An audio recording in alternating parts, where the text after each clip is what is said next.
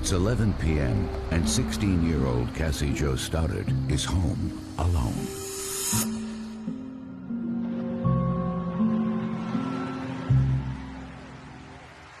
Cassie agreed to house sit for her aunt and uncle. It was her job to kind of keep the house safe while they were out. We have a winner!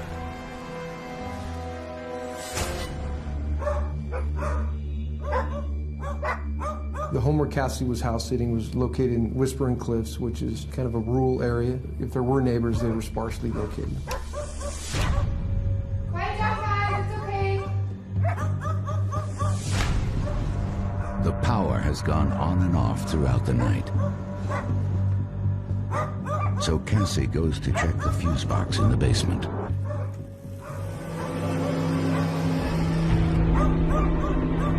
Anybody there?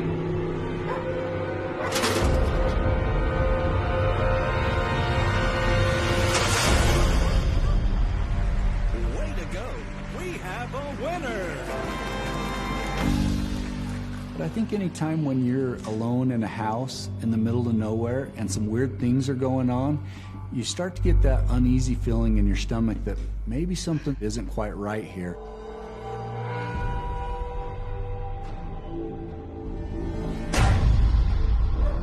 Are you kidding me?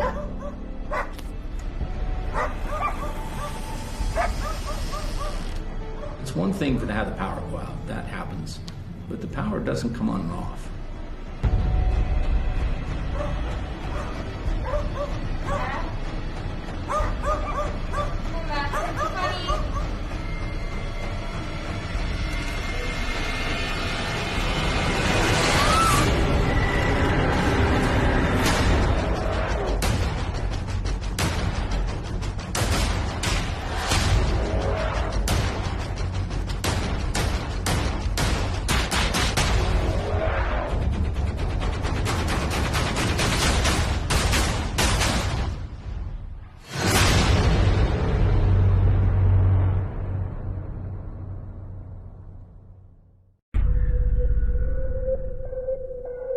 It's Sunday morning, and Cassie's mother, Anna, hasn't heard from her daughter since Friday night. Unfortunately, one of their calls was a little bit of an argument. Come on, Cassie, answer the phone. And then the phone went dead, and Cassie hadn't contacted Anna any longer. So she decides to go up to her cousin's house and see what's going on for herself. I think it was just a mother's intuition that something wasn't right.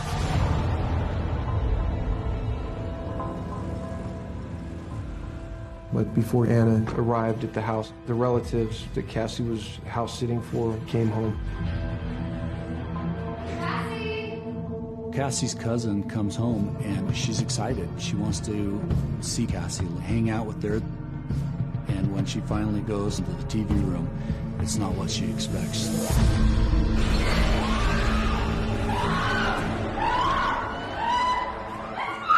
The next thing that the family knows is the daughter screams, and she's found something that no person ever wants to find.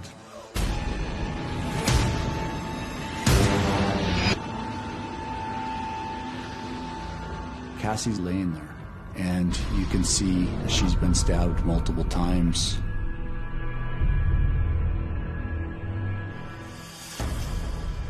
Emergency 911?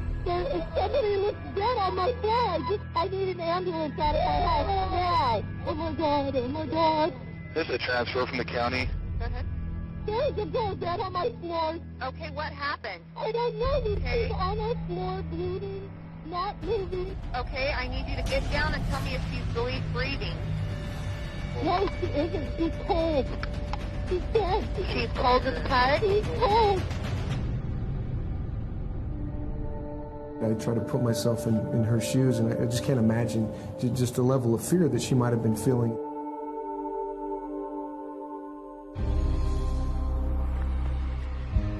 About that same time, Cassie's mom had showed up. When she gets there, family stops her, and she wants to go inside because she knows something's wrong. They won't let her go. see Cassie. Knowing that your child was in pain and going through something so horrible and you weren't there to hold their hand, I can't imagine the pain of that.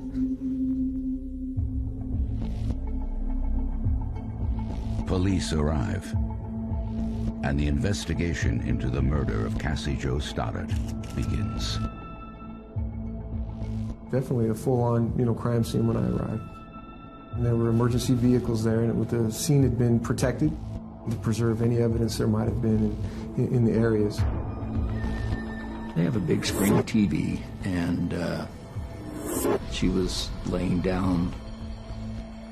She had about 30 stab wounds, some of them fatal. There was plenty of blood that had soaked into her clothes.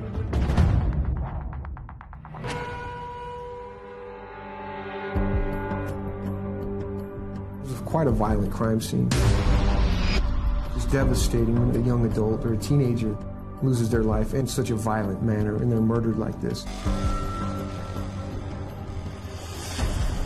Anytime you see a horrific crime, that means you can't get those things out of your mind, and that becomes a permanent fixture in your memory.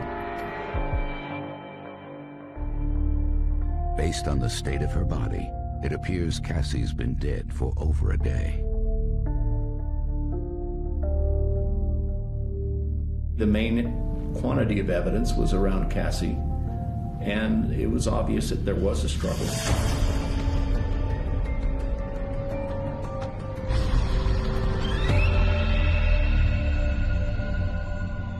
You are looking for, did they have to force their way in? Did it go throughout the house? Was there evidence somewhere else?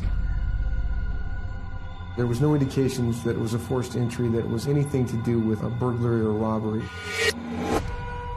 There were questions, why? Why did this happen? In the basement, investigators find some broken glass and the fuse box open. It is hard to know if this was because of a power outage or some kind of foul play. We had about 17 investigators, which is just about every investigator around. Authorities also hope someone would have seen or at least heard something. The neighbors were fairly, far apart. Upon an area canvass of the neighborhood, we were unable to get any, clues or any information. I think people were afraid that there was somebody on the loose that had committed this murder and maybe had committed a murder a few years prior. The scene is eerily reminiscent of another horrific stabbing, one that happened almost 2 years earlier to the day, to a young lady very similar to Cassie Jo. On the morning of September 28, 2004, 20-year-old Nori Jones failed to show up for work. Her coworkers became suspicious, went to her home on Pole Line Road, and discovered her dead body. This girl was, a very upstanding citizen, hardworking, dedicated individual. We feel confident that this is an isolated incident, and we're confident that we'll solve this case. But at the time of Cassie's death, Nori's murder was still unsolved. So police have to wonder, could this be the same butcher? You have Nori Jones stabbed to death, and now we have Cassie laying in her own puddle of blood. You compare the nature of Nori Jones alone at home, and then compare it to Cassie's circumstances, and it's very similar. You could say, oh man, there's a serial killer on the loose. Murder is power, murder is freedom.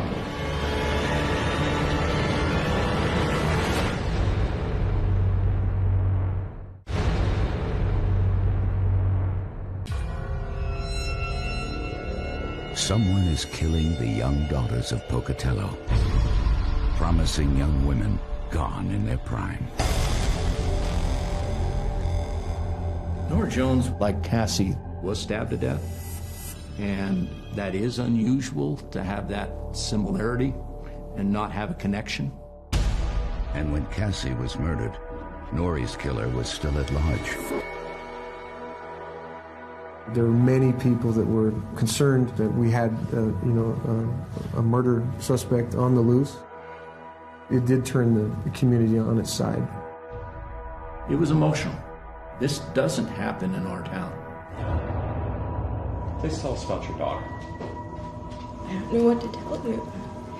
She's a good girl. We made a contact with Cassie's mother, Anna.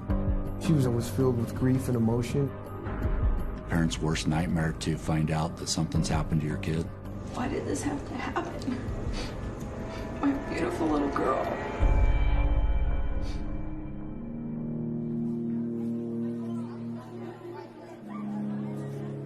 Cassie, she had a lot going for her. She was like a dreamer. I would see her in the hallways, and she just always had a smile on her face. Hey, look, it's Cassie. Hey, look, hello, Cassie.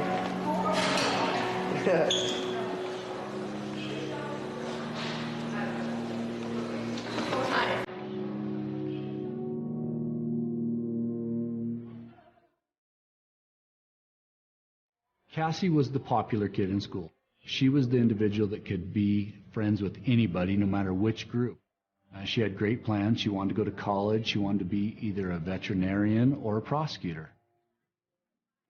I had a biology class with Cassie, and she had a great laugh. She had a nice smile. It was beautiful. Cassie was one of my students. She enjoyed painting, drawing. She was a very creative individual. She was just a really remarkable girl. Anna tells investigators the last time she saw Cassie was Friday evening when she drove her to her aunt's house. Cassie's mother was supportive of her house sitting. She had done it in the past before. Anna wasn't worried about Cassie being alone that night because she wasn't. Cassie and Matt were dating. You know, they were together. They were pretty close.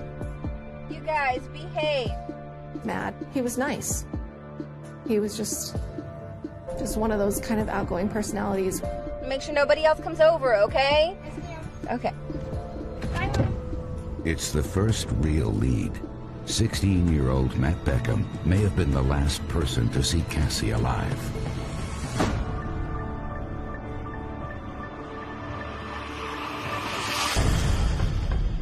Say, okay, boyfriend was there.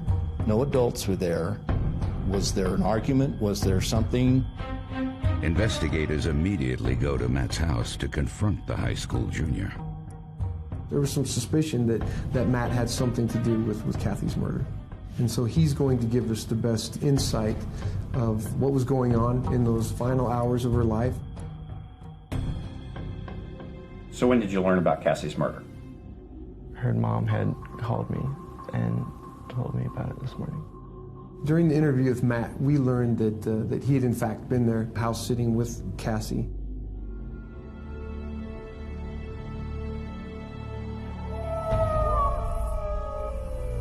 They were watching TV and just kind of hanging out like teenagers do on a Friday night.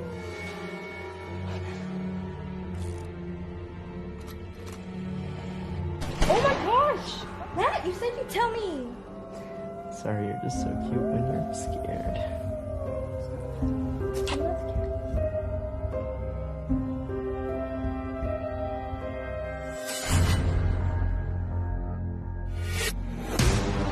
Weird things start happening.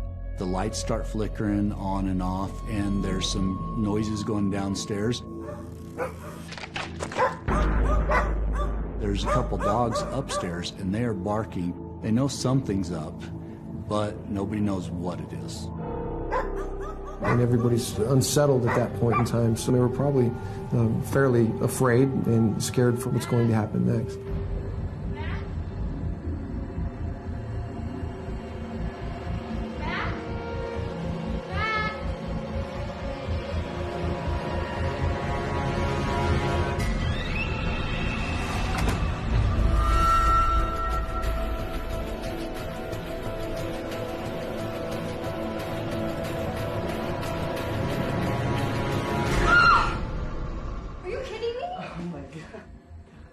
That was so funny, though. You got it. That was funny. hear some glass breaking, and neither of them know what's going on. So Matt and Cassie decide they kind of want to look downstairs.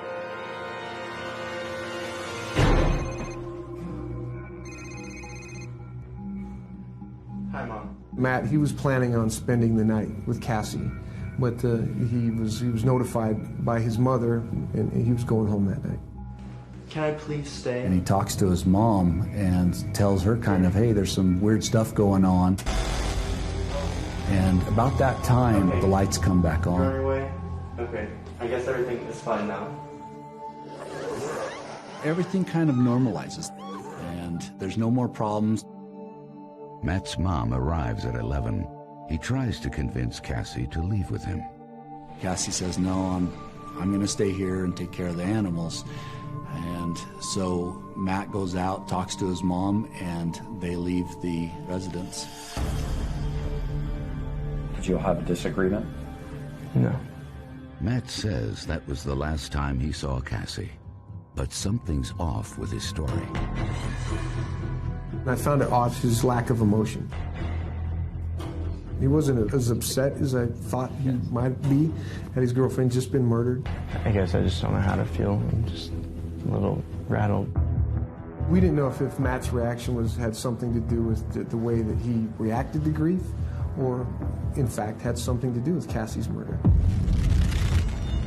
Matt was alone with Cassie at the house. They were dating. He was one of the last few people to see her alive.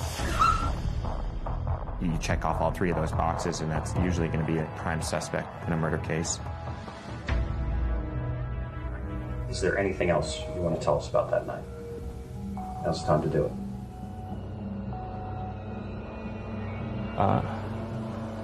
So we weren't alone that night. It wasn't just Matt and Cassie that were at this house that evening.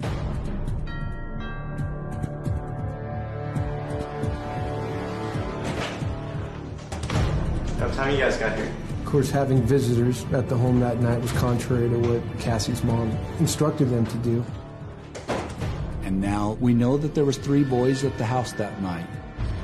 We're still trying to put this puzzle together, and so we don't know if we've got 1, 2, 3 individuals that are involved in this situation. She's gonna be alone in a big, dark house. How perfect can you get?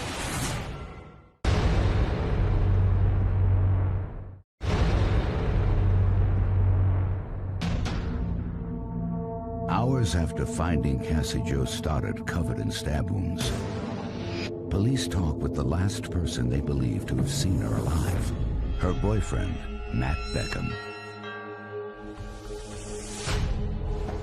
Matt, who's here? It's just some friends. Calm down. But turns out they weren't alone that night.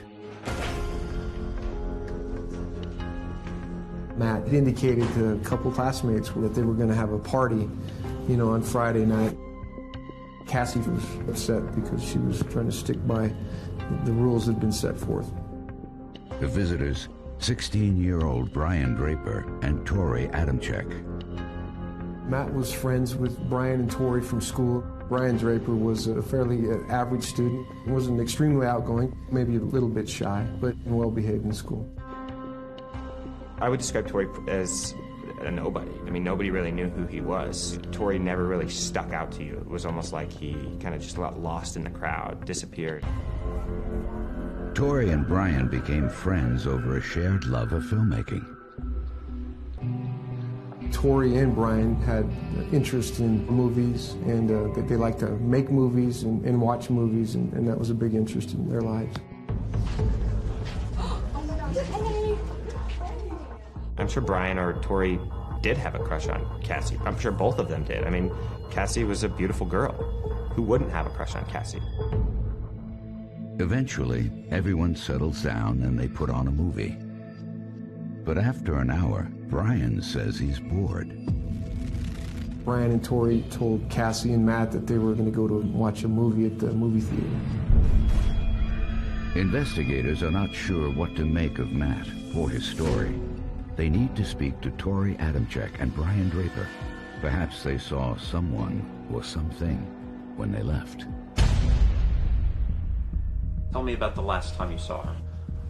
My friend Brian and I went over there and we watched a movie with her and her boyfriend. Tori told us that they had watched a movie for a period of time and ate some food and kind of messed around in the house, and that then he and Brian then went to a movie in Pocatello. And that was the last time that he'd seen Cassie. Tori does offer a possible lead.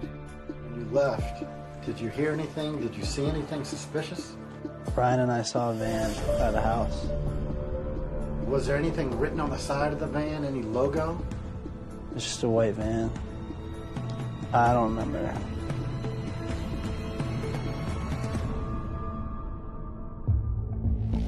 Detectives then head to Brian Draper's. He gives the same timeline as Matt and Tori.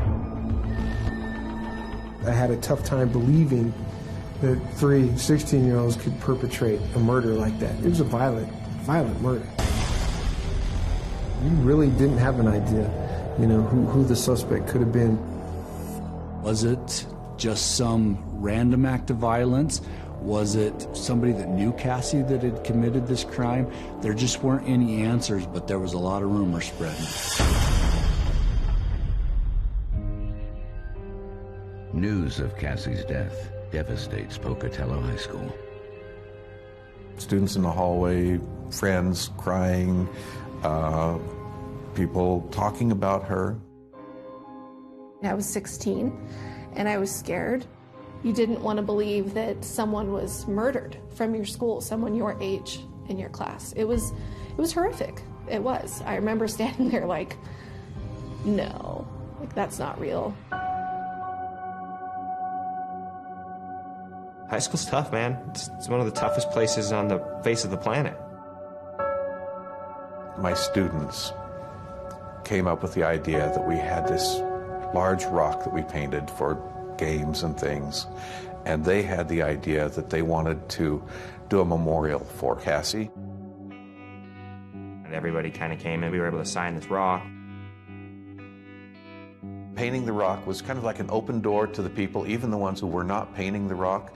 They could come and talk to us and share their stories about Cassie and share their loss. It was hard, and it brought together people, though, in a way that was beautiful in a horrible tragedy.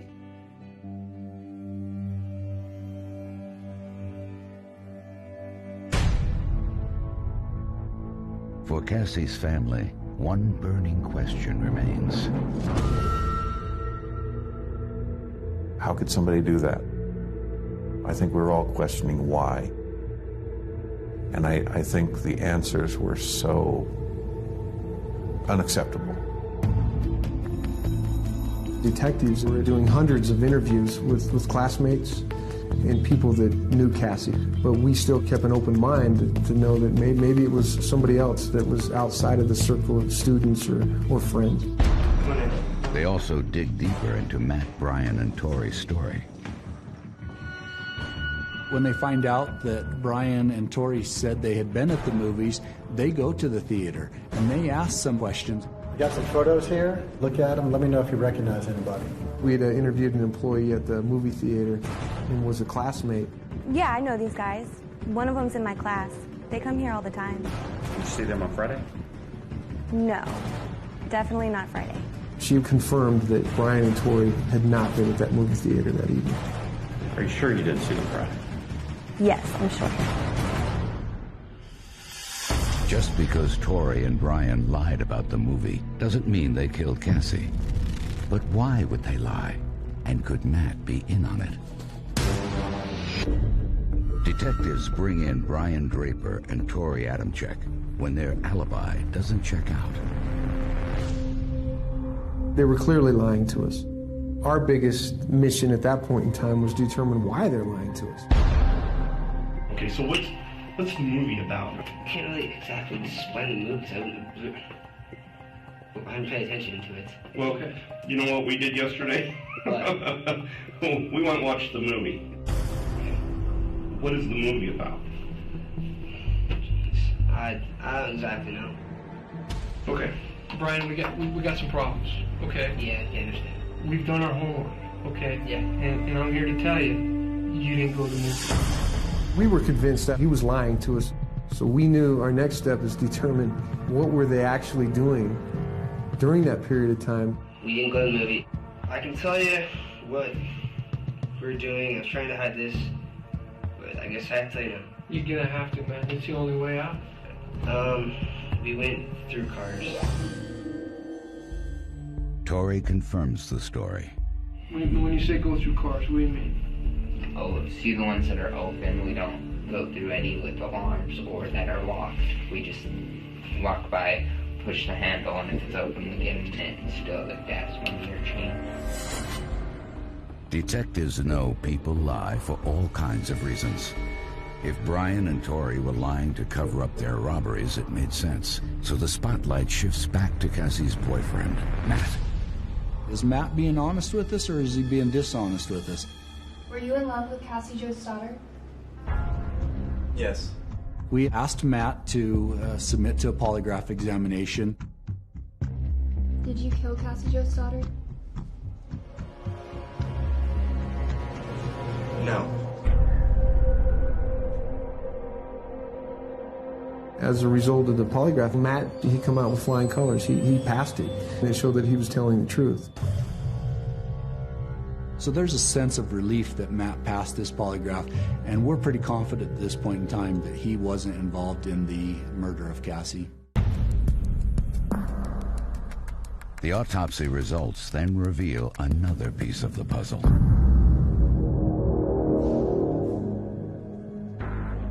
We found out that 2 different type of knives had been used. And we knew that because there was wounds that had a serration and there was wounds that didn't have a serration. So we have a killer who used 2 different knives. Or we have 2 killers.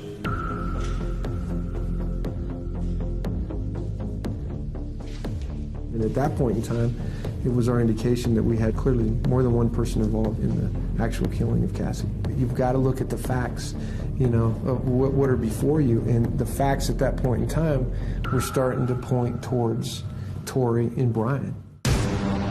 Brian and Tori's stories unravel fast. The truth is easy to tell. Lies are really, really difficult to maintain. Police turn up the pressure on the boys. We had learned that Tori had affection for knives and had a knife collection. Let's talk about knives. We've been told you like knives. You collect knives? Okay, I have 3 knives. Okay. Okay. Did you have a knife on Friday? No, I didn't. You sure? Yes. Sure nobody saw you with a knife? No. And I can tell you, there's one person watching right now. Okay? Cassie's here. She's watching. She knows. And you know she knows. Can I talk to an attorney? We're basically playing cat and mouse with that Tori interview. But then he asked for an attorney. Tori may have stopped talking, but Brian has plenty to say. We received a call from his parents, and they told us that Brian had something to tell us. Tell me what happened. We're all nervous. We know what we think he's going to tell us, but until he says those actual words, he hasn't said anything. He's told us a bunch of lies. Tell me what happened. So we went inside the basement because it's unlocked. Who's we? Me and Tori. Anything over your faces or anything? We were wearing the masks that we had. Okay, what kind of mask? White. We were taking stuff on, so we were taking the most of it.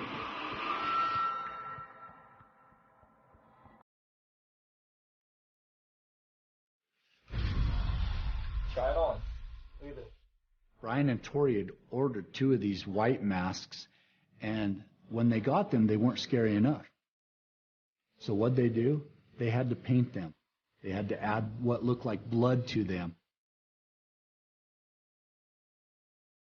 They were based on masks from a band called Slipknot. Brian claims what happened next was just supposed to be an elaborate prank. We came up the stairs and Tori stepped in front of me and he walked over here And then Cassie was saying, who's there and stuff, and I was about to say, hey. And then she screams loud, just in the back of my head. Brian believed that they were just going to go scare Cassie, but then at some point in time, this switched, and Tori decided to kill her. And then I just saw his hand raise up, and then that's when she let out a scream that I'll never forget. Dude, you said I killed her.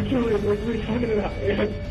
What are you talking about? At this point when he said that, was she laying on the ground? Yes. Brian told us his side of the story. He went into detail about everything except Tori did all the killing. Did you stab her too? No, I didn't touch her. I didn't have to touch her. Okay.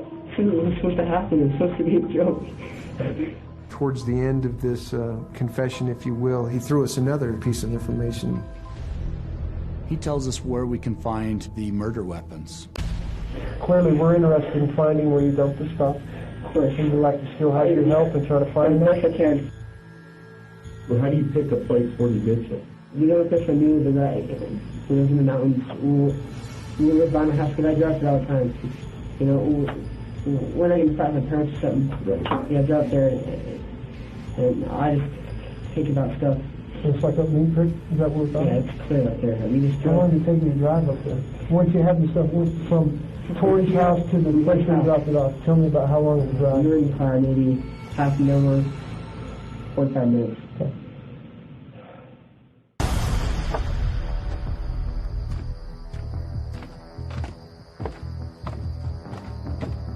At this point, this was a giant break in the investigation.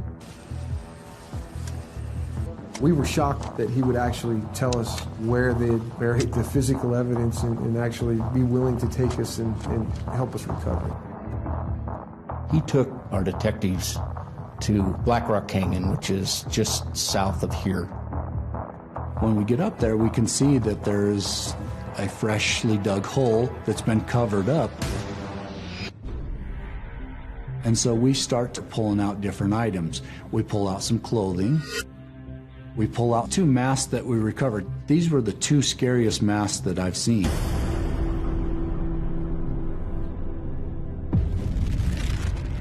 They had tried to use hydrogen peroxide to start a fire. Didn't work real well. So they just buried it and left it. Towards the bottom, then we located 2 knives that were actually, had blood on them. But Brian forgot they buried a bombshell piece of evidence.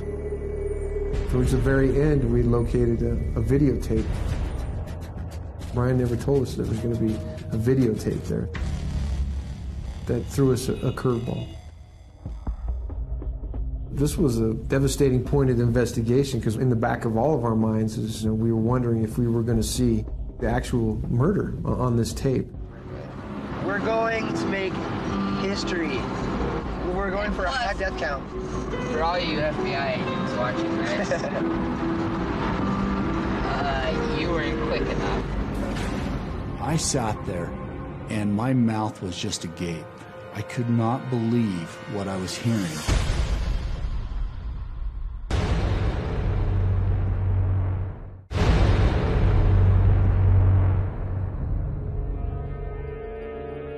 Detectives have what they believe to be the smoking gun in the murder of Cassie Jo Stoddard. This is the tape that was recovered from the crime scene.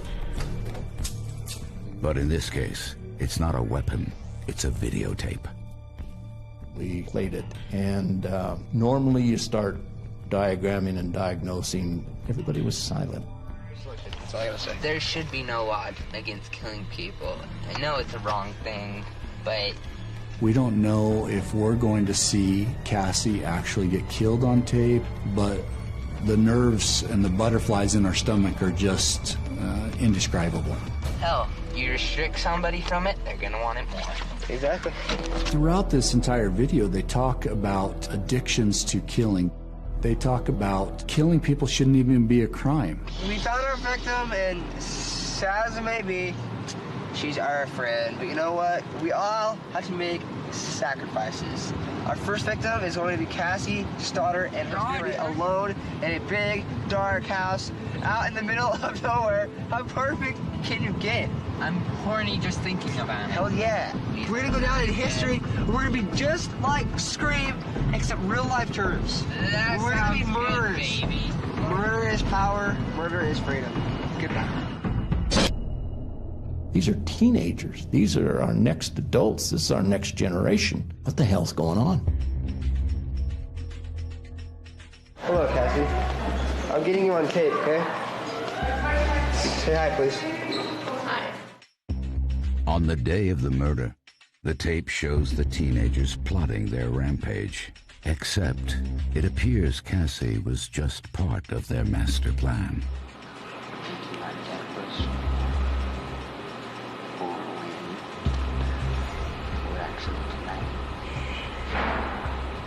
So hopefully I can move her along. If we go smoothly, we can get our first kill done, started, and we keep going. It's disturbing and it's sick, and you almost wish that it was fake. It was scripted for some Sundance film. Not that it was filmed and done in our library. We're here in his car. The time is 9:50, September 22nd, 2006.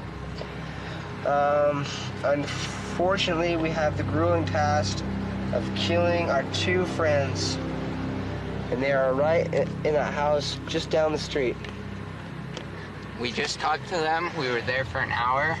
I locked the back doors, so it's all locked. Now we just gotta wait. The tape proves Matt was also on their kill list. Had it not been for his mother, he may have met the same fate as Cassie. This video told the entire story. This wasn't a joke that these two boys were trying to play on their friend. This was premeditated murder. The chilling video picks up right after Cassie's death. Just killed Cassie. We just left her house. This is not a fucking joke. I stabbed her in the throat, and I saw her lifeless body just disappear. Dude, I just killed Cassie. Oh, fuck. That felt like fucking real. I mean, it went by so fast. Shut the fuck up. We gotta get our act straight. The fact Cassie's murder wasn't taped is not lost on anyone. If they were truly making a film and this was just a joke, how come they didn't film themselves when they went inside? Neither one of these boys expressed sorrow, even after killing her, even after seeing what we saw. Coming back, it was more of the rush that scared us the most. When you watch this video, there's no way to interpret it other than both these two individuals were equally involved in the murder of Cassie Jo Stoddard. Detectives confront Brian again. Are you sure that you don't stab her? I didn't want to. What's that? You didn't want to? We know that. We know you didn't want to. I don't know what for it. Okay. Was it just in the stomach area or the chest? In her leg. Okay. In her leg? Okay. Where else? Well, then you can treat something. Chest with the way. Brian Draper and Tori Adamczyk are both arrested for the murder of Cassie Jo Stoddard. They plead not guilty from jail. The boys are tried separately, but the facts are the same. Prosecutor Vic Pearson lays out the chilling events. So Brian and Tori leave the house. They go down the street and they go get in the car and they change clothes.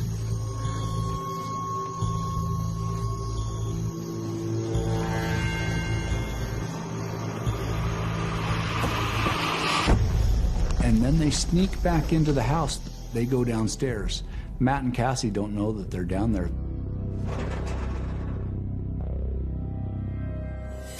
The lights start to go on and off. They're trying to lure Matt and Cassie downstairs so they can kill both of them at that point in time. So eventually, Matt does leave with his mom, and that starts the whole process again, as the lights go out, and they try to lure Cassie downstairs. She's all by herself in this house, and these two individuals with the scariest masks you've ever seen come at her wielding knives.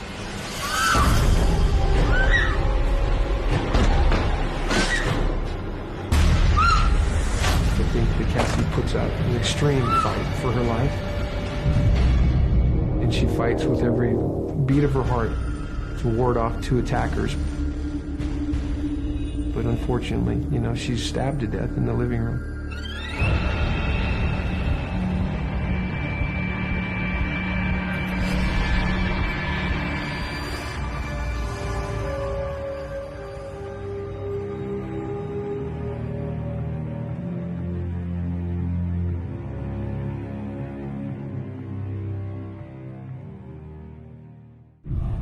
The prosecution shows the jury another alarming piece of evidence. One thing we found was a kill list, a hit list of other individuals that they had wanted to kill. When the list came out and I heard that possibly myself was on it just because I was a cheerleader, you felt like you were in this nightmare that wasn't going to end. Yeah, if you're watching this, we're probably deceased. Their goal in this plan was to kill more people than Columbine did, and so that they can get recognition, and then they would go out in a blaze of glory by killing themselves. For you, did you just see the uploaders watching this tape? I don't know what to say. It's good luck with that. Yeah. Good luck. Hopefully you don't have to go through 8 or 9 failures like we have. Yeah. We've probably tried maybe 10 times. They've never been home alone, so. Or when they have, their parents show up. As long as we're patient, you know. And you're patient, never getting paid off. Because our victim's home alone. So we got our plan all worked out now, so. During the trial, they were both pointing the finger at each other. But contrary to that was the video that we found that showed really a deliberate planning. I'm sorry. I'm sorry, Cassie's family, but she had to be number one. We have to stick with the plan. And she's perfect, so she's gonna die. The video is single-handedly the most damning piece of evidence I've ever dealt with in a case. Brian Draper and Tori Adamczyk are both convicted of first-degree murder and conspiracy to commit first-degree murder. They are sentenced to life without the possibility of parole. When I think about this case, I think about, how many lives it affected, how many people struggled for years because of this, and frankly, will never be the same.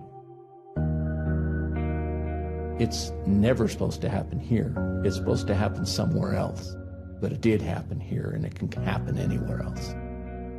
While you're happy with the result and you know that justice was served, it doesn't bring Cassie back. The community will recover. They always do. And I just hope they never forget.